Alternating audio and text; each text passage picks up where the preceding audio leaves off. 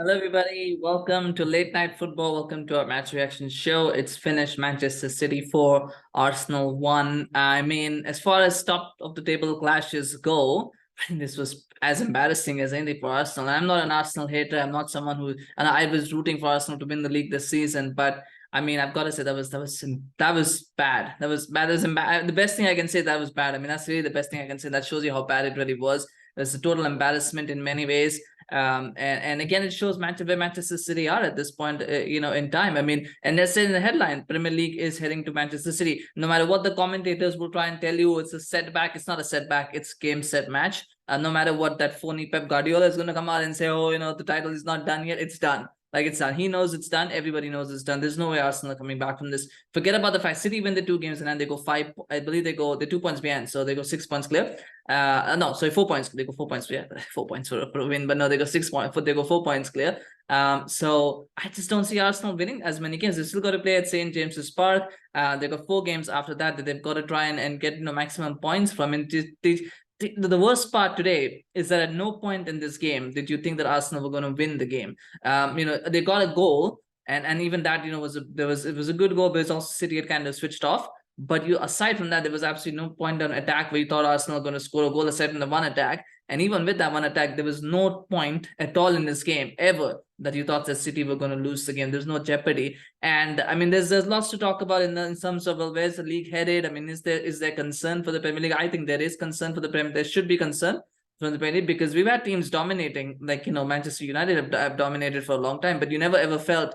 It was never one-sided. It was never as one-sided as it is now, as it has become in the last 3 years. It's been very, very one-sided, and that's something the Premier League has to take note of. But that's a bigger conversation for another day, and all the morality and things that come with that. But talking about the game itself, I mean, the goal was sloppy. I mean, the first goal should be saved Ramsdale. Again, nobody talks about it because Ramsdale is English, so nobody's gonna criticize him for it. In the media, I mean, nobody in the media is gonna criticize him for it. There are not gonna be articles written about how an upgrade is needed. But that was a sloppy goal to concede from Ramsdale. He should be saving that. I mean, at first, when I heard the commentators, oh my God, that's a beautiful goal. But then I watch it, De Bruyne has actually scuffed it, and he scuffed it from outside of the area. So he's not even scoring it from, he's not scoring from inside the area. It's from outside the penalty area. And it's a scuffed shot, really. So Ramsdale should be saving that for me. It's 1-0. It's not the first time he's made mistakes. He's made quite a few high-profile errors that have led to drop points for Arsenal as well. But it was 1-0. And at 1-0, I just felt conceding so early, Arsenal just lost belief. They just lost belief. Right in the 7th minute itself, they just lost all belief that they were ever going to get back in the game.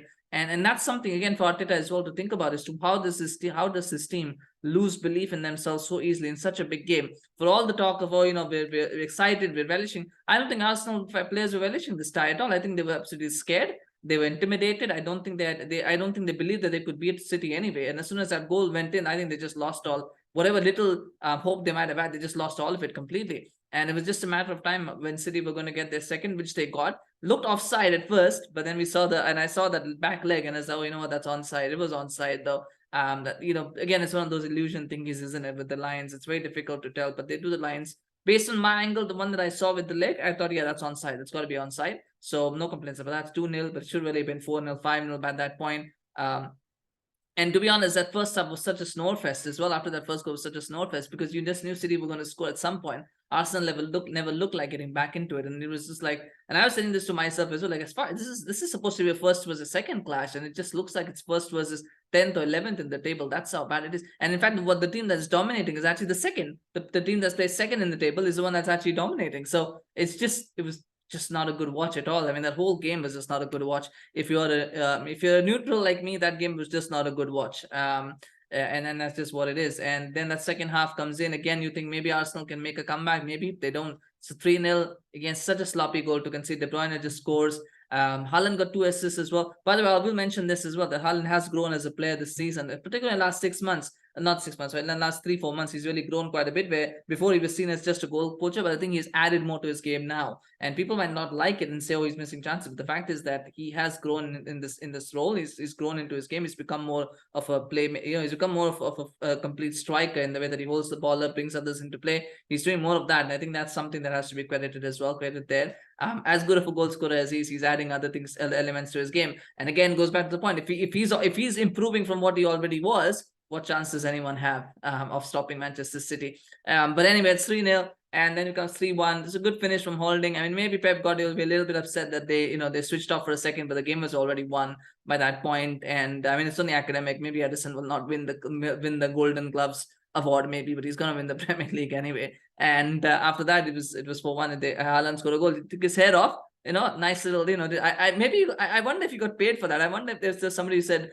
if it's towards the end of the match, just take your head to show off. Like maybe like some kind of promotional thing. And maybe it's just strange to see a player who ties his head just suddenly take it off. But maybe he should have done it all game, because once he took it off, he just scored a goal after that. So maybe he had to do that much earlier in the game. He could have probably got a hat trick today. But that was something. 4-1 to Manchester City. I mean, and again, there's things here, lessons to be learned. Number one, I think Arteta has got to figure out a system that's not Pep light. I think for too long this season he's been Pep light, and he needs to change that, because Pep has moved on from his own tactics and he just basically counters Arteta with ease. The thing about losing is that losing to City is not a bad thing. Teams lose to City all the time. The issue is the way that Arteta has lost. Arteta almost loses every time without ever fighting. Like I don't think I remember in a single game where I thought, what, Arteta had City for a moment there. They had City for some time there. It never looks. It almost feels so easy, so comfortable, so simple, and that's something that Arsenal, the Arteta is going to have to work on, because at the moment it just seems like it's Pep light, right? What Pep used to do, I'm going to do, and except he doesn't have the players to do the way the things that Pep does. So inevitably Pep can just counter him. He's got to figure out his own style, his own method. I don't think he's done that yet. Also, I think obviously this talks about the need for squad depth. We need teams that are going to have, if you want to beat City, you've got to have 20 world-class players, 20 top-class players. You need, that's just what you need. You're never going to win with 10, 10 world-class players, 11 world-class players. You're not going to win titles, league titles. If you want to win league titles against Manchester City, you need to have 20 top-class players, because injuries will happen, suspensions will happen, and you need to be able to replace them. And a case in point, if Stones or Laporte or Diaz was not available today, they can call on Aymeric Laporte. They can call on Manuel Akanji, because they don't have Nathan Ake. City Arsenal, on the other hand, if they lose Zinchenko, they've got to get in Tierney. He's not that great. If they lose Saliba, they've got to bring in Holding.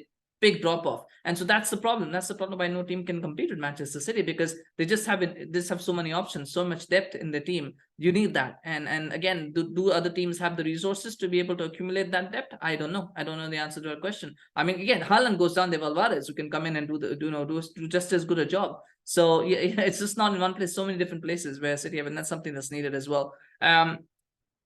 It's a lesson for Arsenal. They've qualified for the Champions League, by the way. Congratulations to Arsenal for that. It's a small consolation, but they've qualified for the Champions League finally, since Arsene Wenger says they hadn't done it. They've finally done it. They're going to be in the Champions League next season, so that's something to enjoy, and hopefully that will give them some money to spend and bring in players for next season that can actually challenge Manchester City, because this was just brutal and really tough to watch. As far as Manchester City are concerned, I mean, the Premier League is theirs now. It would take a monumental meltdown for Arsenal to win it from here, and that's not going to happen. So I think City can they do the treble? Can they do the treble? I think they can. I think they will. Because I can't see Manchester United stopping Manchester City based on what we've seen. And without Martinez and Varane, what was a difficult task becomes impossible. So I think City will win the FA Cup. The Champions League, I don't think either the Milan clubs are going to be a problem for Manchester City. So all they need to do now is beat Real Madrid. And the only reason Real Madrid are a tough opposition, again, because like Bayern, only because it's the Champions League and because they're pedigree. But they've beaten Bayern pretty comfortably. I don't think they're going to have too much trouble with Real Madrid. Based on what I saw yesterday from Real Madrid, I don't think they're going to have too much trouble. As long as City hold their nerve, as long as they don't get stage fright, they will win that tie very, very comfortably against Real Madrid as well. So yeah, I think the treble is going to be done this season. I believe that. That's my belief, but I could be wrong. But that's what I believe, that I think it will be done. If not, to be honest, if City don't win the Champions League, it is a bit of an embarrassment, isn't it? But anyway, let me know your thoughts on the game, and thoughts on the result, on Arsenal. I mean, Arsenal season now is practically over, right? Because they've qualified for the Champions League. They're not going to win the title. They're not the trophies to go. So Arsenal season is pretty much over. City, of course, dominant. Let me know what you thought about the game. But what does this mean for the league? I mean, 3 league titles in a row is just incredible. But it's the manner in which they've done it, which is absolutely incredible as well. But let me know your thoughts, of course. Smash a like if you enjoyed this video. I know I'm a bit harsh on Arsenal today, but the reality is that it is disappointing when I see a game like that, where there's so much hype, there's so much anticipation. It's top of the table clash, and then you watch a performance like that from Arsenal. It just deflates me. It just disappoints me, and it should disappoint disappoint anybody, but let me know your thoughts, of course. Thank you for watching, and do subscribe to our channel on YouTube, follow us on Facebook, Twitter, Instagram, of course, and we'll see you again very soon. Take care. Bye-bye.